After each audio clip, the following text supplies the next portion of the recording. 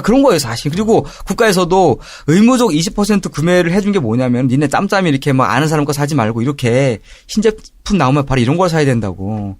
이렇게 해서 만들어 놓은 법인 거예요.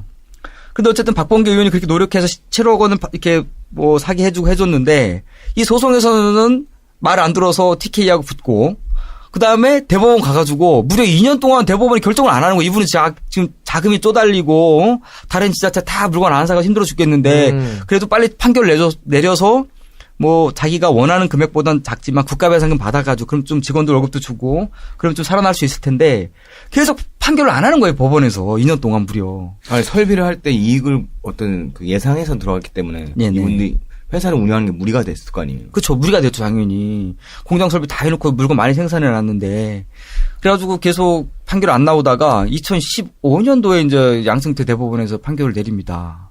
원고 패소 니네 지금까지 다 패소 피고 이건 인용하고 1, 2심 다 날려버렸어. 아예 다. 양승태가 또 나오는 그러니까 거예요. 이거는 파기환송이에요?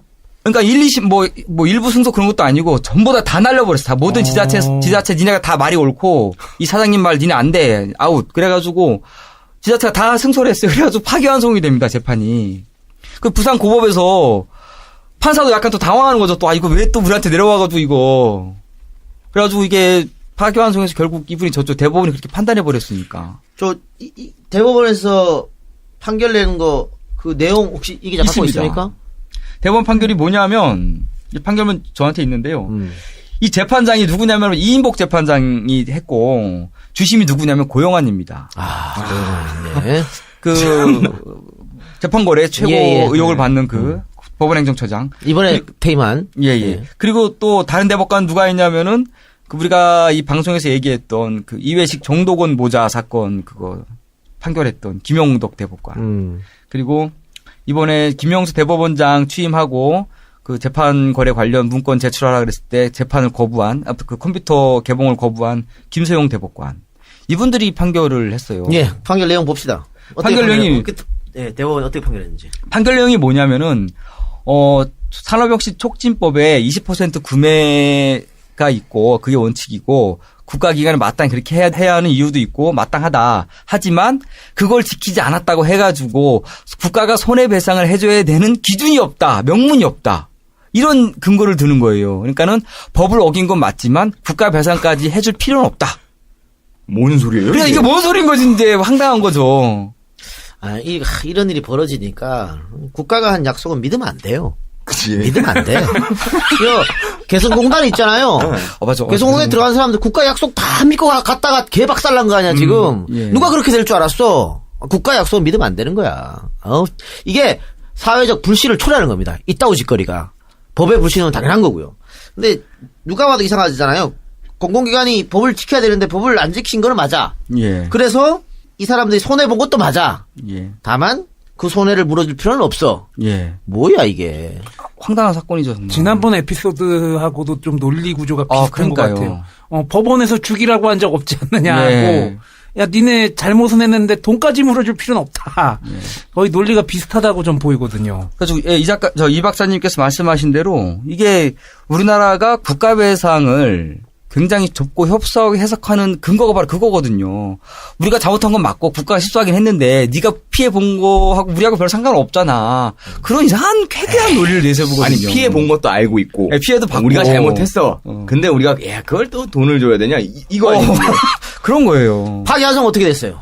파기환송 돼가지고 그냥 뭐 그대로 대법원 판결대로 됐죠. 확정됐어요? 예, 확정됐습니다.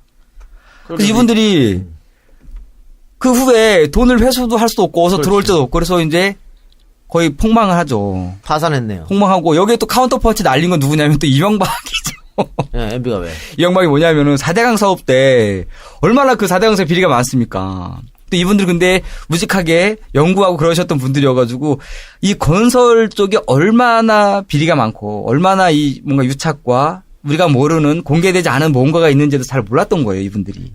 그래가지고 이분들이 낙동강 그 건설 구간에서 약 한 20억 원인가 하여튼 굉장히 많은 그 철망을 납품하기로 했어요. 그게 설계에 반영이 됐습니다. 그러니까 국가에서 하는 건 뭐냐면 미리 설계도가 나와야 돼요. 그 설계도 나올 때는 누구누구 제품을 쓴다라는 거 들어가야 돼. 명시돼야 하거든요. 그래서 이분들 제품이 들어갔어요. 그 당시에. 이분들 그 육각개비온 이 철망을 쓰기로 하기로 다 규정이 돼 있는데 건설은 또 그게 있더라고요. 또 설계 변경이라는 게 있습니다.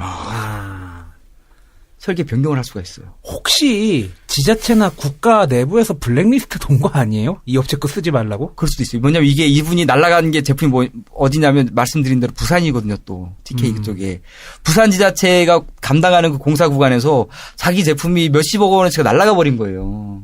굉장히 많은 금액이. 그래가지고 이분이 바로 부산 달려간 거죠. 그래가지고 부산 부시장 만나가지고 이거 도대체 어떻게 이런 일이 있을 수 있냐 했더니 뭐 합법적으로 이게 변경이 가능하대요.